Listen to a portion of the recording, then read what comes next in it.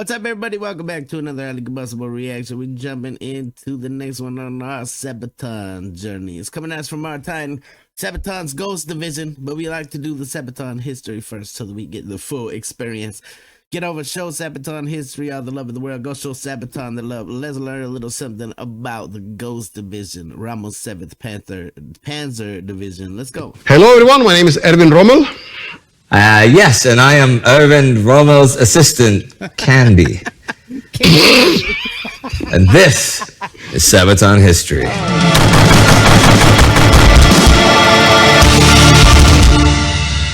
You asked for it, and now you got it. Ghost Division.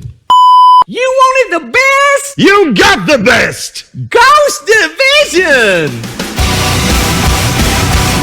I love how much fun they have with it.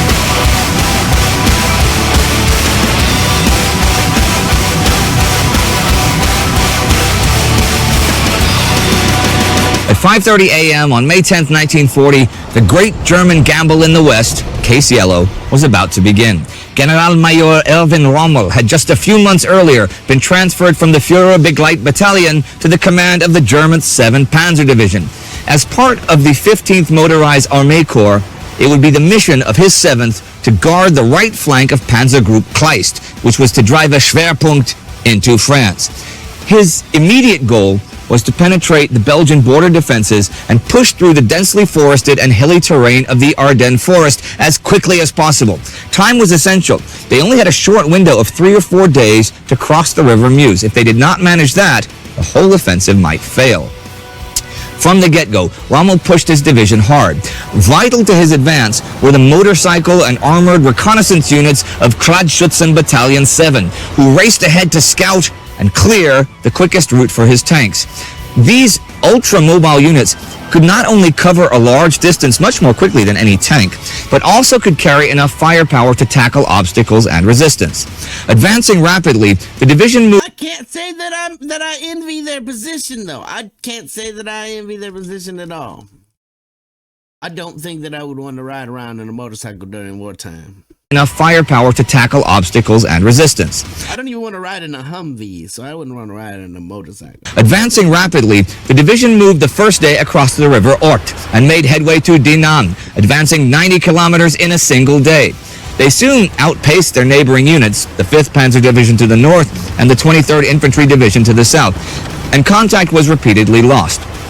With the Meuse just 35 kilometers away, Rommel wanted to rest for a minimal amount of time and be on the move again as quickly as possible. Looking neither left nor right, he raced ahead with his forward units of his tanks, keeping close contact only with his reconnaissance units. At Dinant, they smashed through a strong French force, and the 7th got its first real taste of armored combat.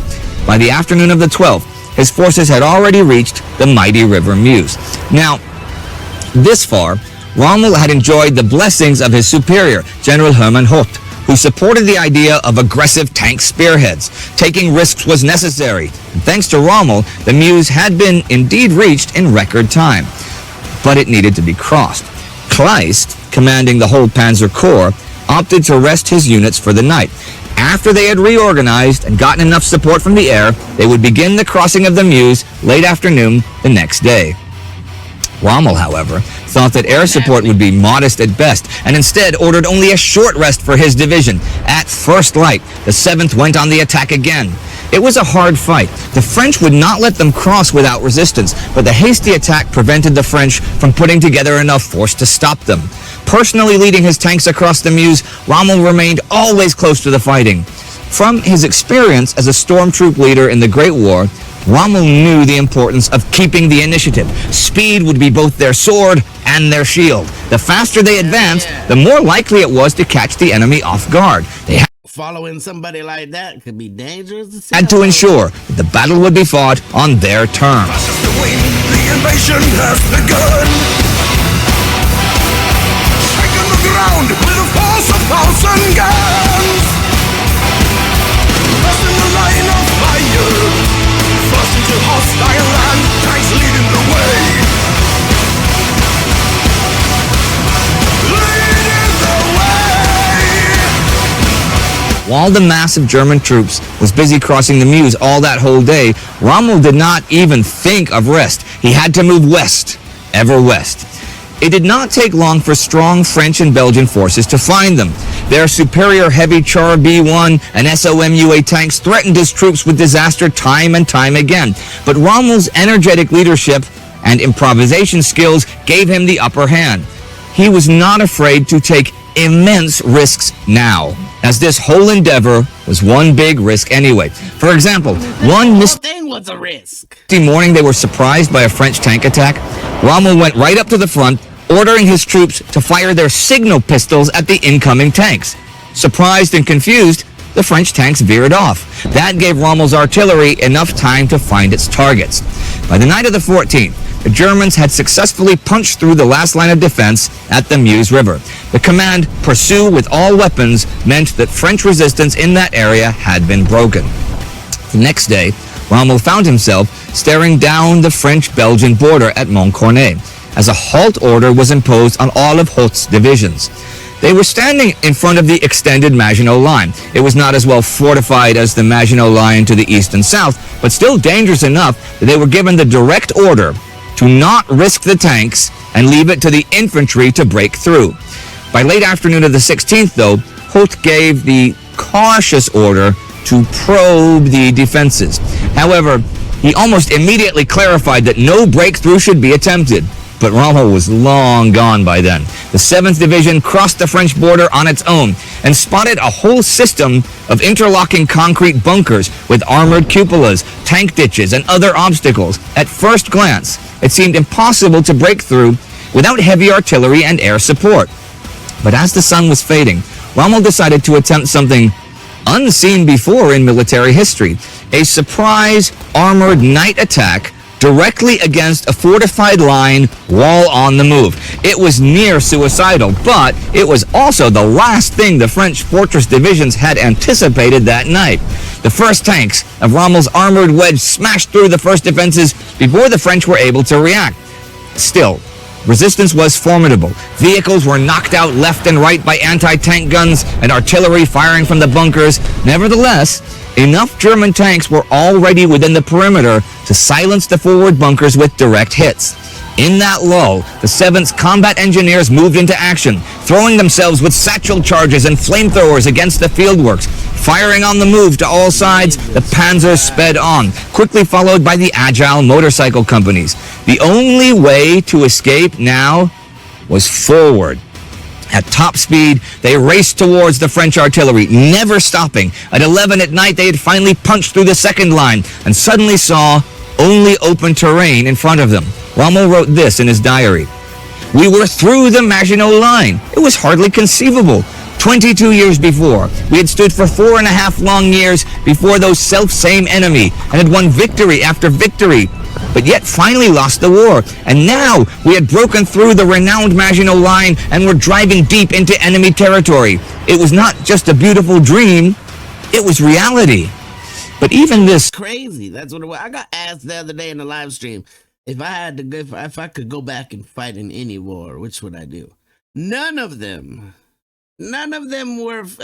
these wars were like the wars that we're fighting now. Like these, you heard it, minimal rest, minimal this, minimal that. Everybody's got to keep pushing forward regardless, doing impossible tasks, all the while being shot at. Like, no, thank you. I don't want to have to go back and fight any other war. Those people were Goliaths among men.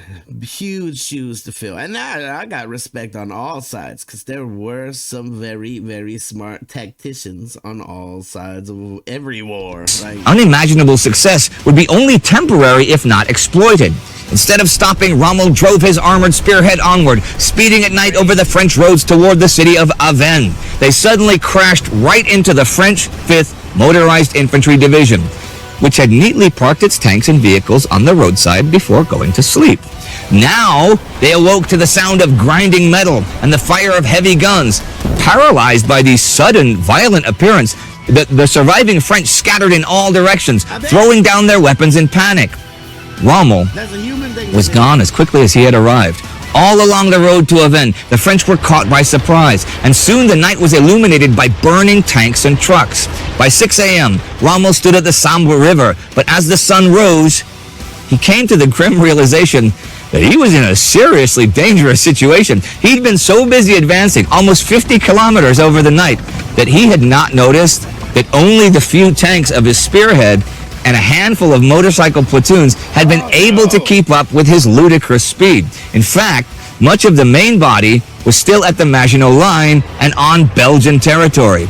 Ammunition and fuel were low, so Rommel ordered his battered and exhausted tank crews to guard the bridge, while he himself would establish contact with the rest of his forces.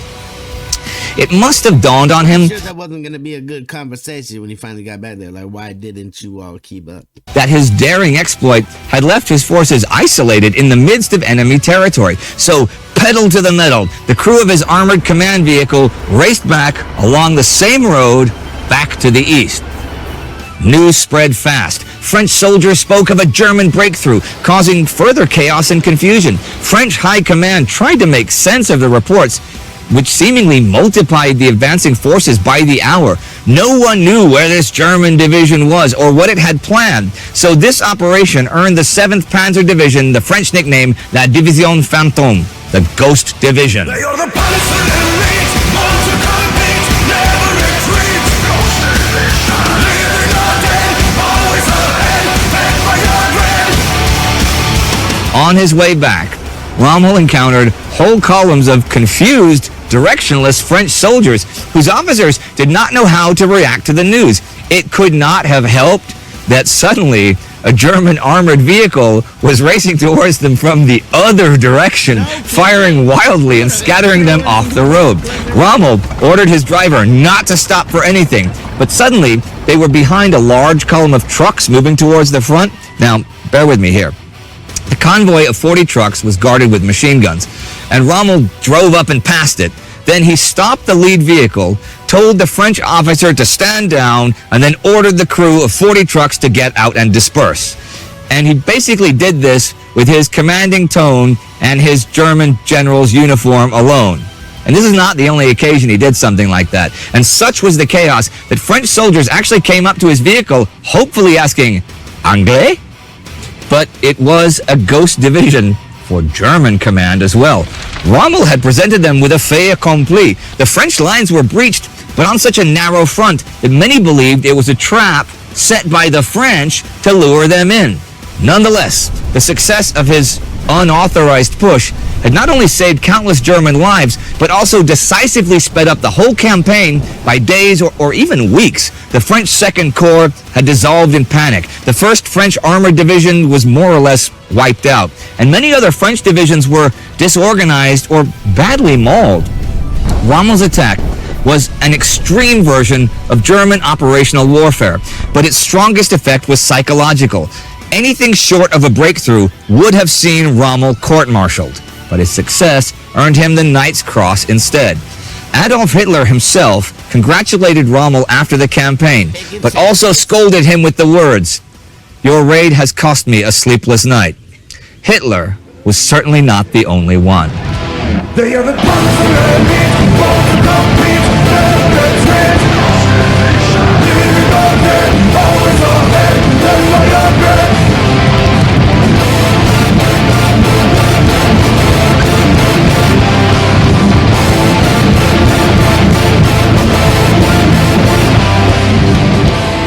Now, Ghost Division is one of the most, if not the most, requested songs of this entire Sabaton History series.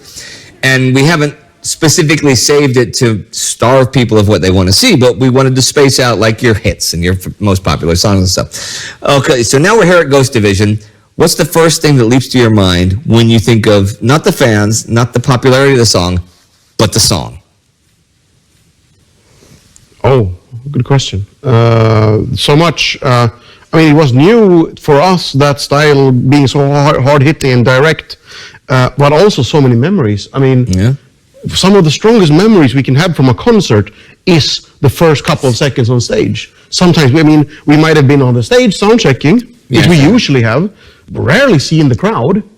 And for us, I mean, imagine some of the strongest memories I have is running out in front of hundreds or thousands or tens of thousands, and in a few cases, hundreds of thousands of people with the words, "Fast as the wind, the invasion has begun."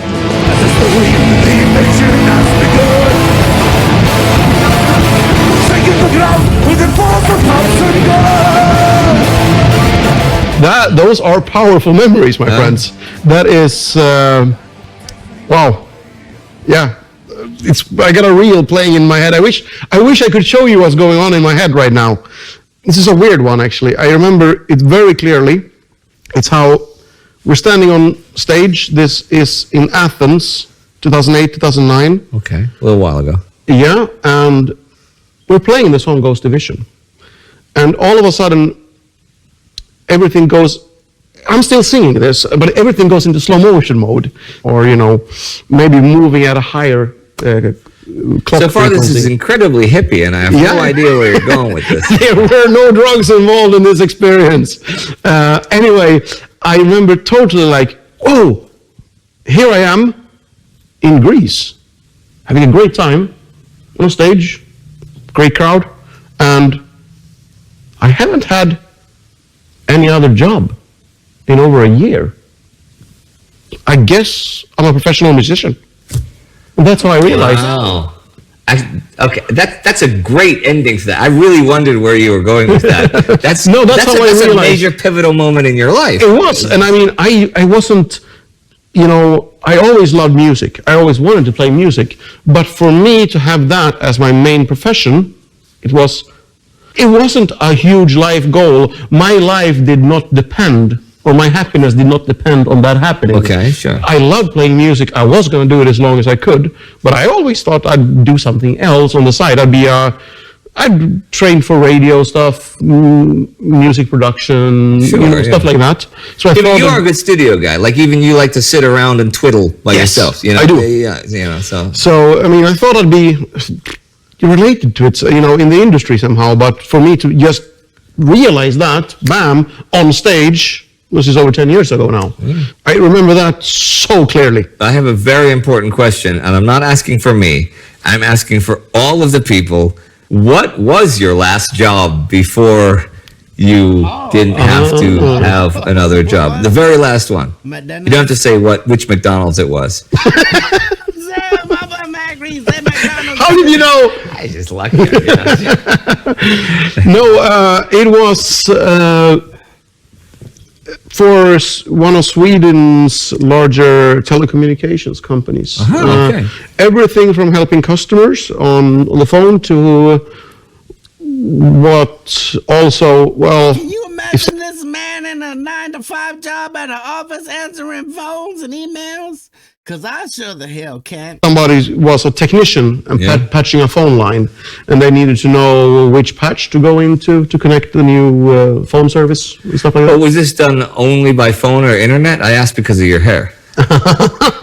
No, I was on the phone all the time. I would basically be on a computer terminal looking at.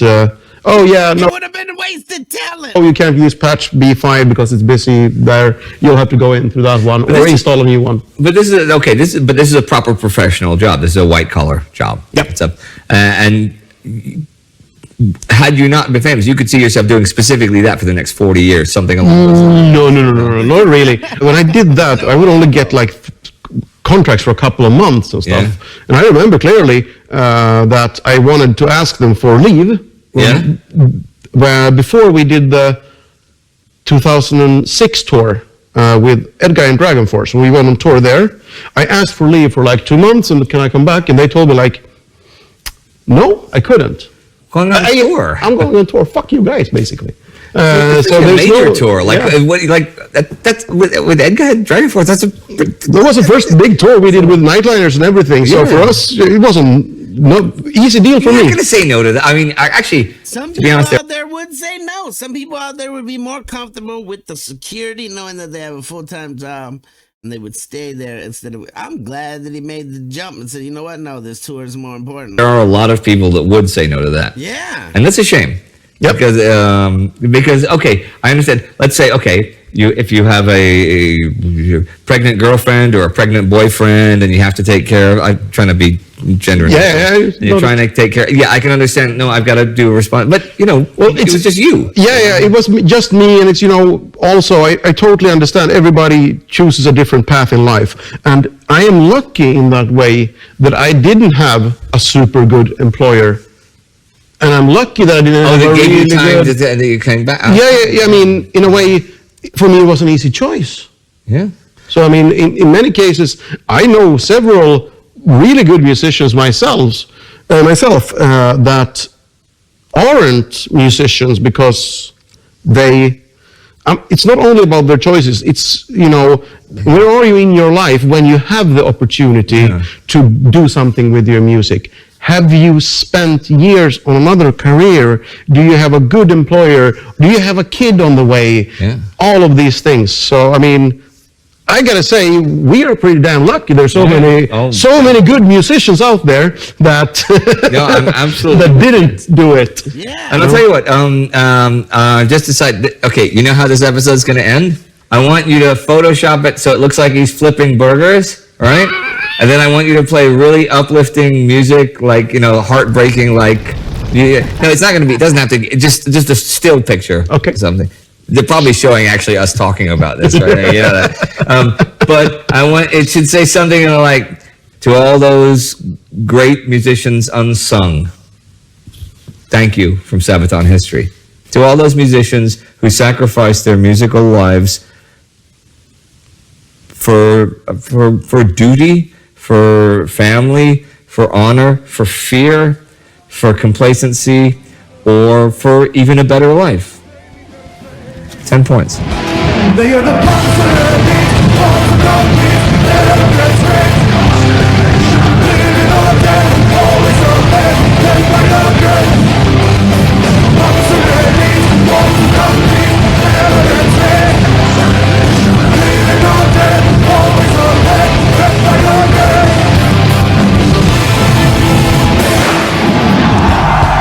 You already know how I feel. All right, everyone. Thank you very much for watching, and thank you so much for the support with the community. All the Patreons, everyone who's helping, sharing this, we really love doing this, and thanks to you, we can keep on doing it. So, keep on doing what you do, and we will keep on doing what we do. We'll never Thank let you. you go back to a phone job. Never. There you have it. Sabaton history, Ghost Division. We will be jumping into the song next, but I definitely think there's something to be said for Sabaton in general. Sure. Professional musicians, sure, they do a great job on the stage. So much energy and power, and the music itself is phenomenal. But it could have gone a whole different way. And we also love that they keep the history aspect. I feel like it should be shown in high school. I really do. I think you would get so many kids to learn some histories, maybe some stories that they've never heard of, just by getting them to listen to a song or to watch a Sabaton history and then listen to a song. That's why we think it's important to find out the story behind it first. It's stories like that should live on. Stories like that we should remember. Whether it's good history, bad history, indifferent history, it's all important. Smash the like button if you liked it, the dislike button, but I won't believe you. Stick around if you want to check out the song. We're jumping into that next. Let's go. What's up, everybody? Welcome back to another highly combustible reaction. We're jumping into the second part of our little Sabaton thing. We just got done with the Sabaton history. This is Ghost Division official live video. You guys asked for it. Martin, I appreciate you. Let's go on a journey. See what we got. Get over, show Sabaton all the love of the world. Go show Nuclear Blast Records of love. Let's do it.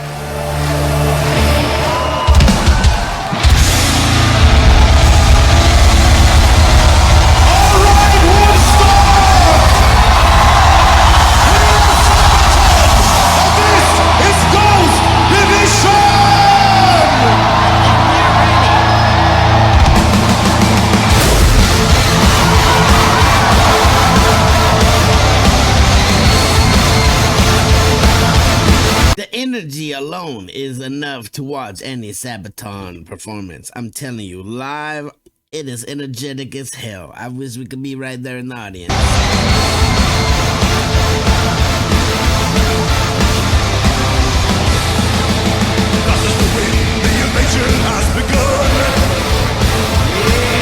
Who was there?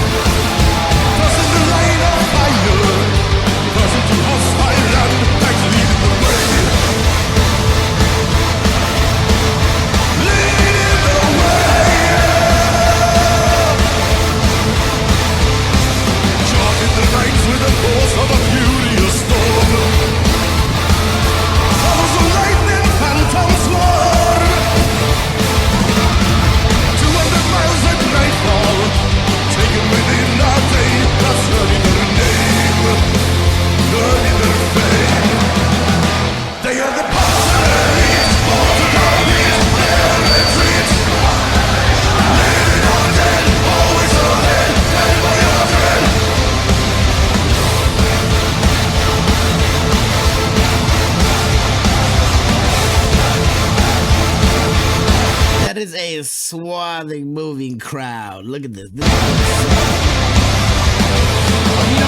Always ahead as the blitzkrieg rages on. Breaking morale with the sound of blazing guns. Crossing the line of fire, pushing through hostile land, things leading the way. Leading the way. Leading a trail of destruction through a foreign land. War and connection. Massive assault into serve the Nazi plan. I can't imagine if it had gone the other way and he stayed working on the phones. Nations broken, families too far away, just learning their name, learning their fame. Woodstock! Never retreat, ghosted nation! Your dead, always ahead, pray for your dread. The reaction, Woodstock!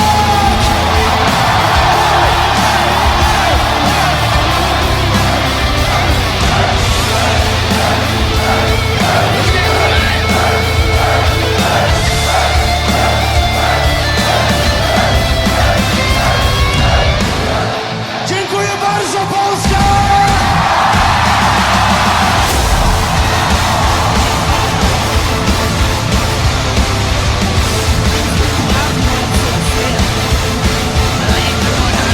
Pushing the front line forward with a tremendous force. Breaks resistance. Leading the way for Panzer war. Shows no fear, self-existence. Crossing the line of fire. Crossing the hostile land. Lies leading the way. Flaming their flame. They were the Panzer elite. Fought to complete their retreat. Living or dead, always ahead, led by a dread. Panzer elite, fought to complete their retreat. Living or dead, always ahead, led by a dread. Jesus Christ. The whole of Woodstock was having it. They were all rocking along. Look, even if you had never heard of Sabaton before, I would show up to this as soon as I heard the music. 100% get over, show them all the love in the world. Go show Nuclear Blast Records the love. Go show Sabaton history the love. It's always an amazing thing. I love that they keep the stories out there, the stories that you need to hear, the history that you need to hear. It's not just music, it's damn stories and tales of larger than life men and women doing the unheard of, doing the unspeakable. War always sucks, 100%, but we wouldn't be right where we're at without it. Definitely go show Sabaton the love, smash the like button if you liked it, the dislike button, but there's something wrong with you. Did you see how damn energetic that damn performance was? Till the next one, I'm out of Combustible. You guys be happy, healthy, safe. I love you to the moon and back. Peace.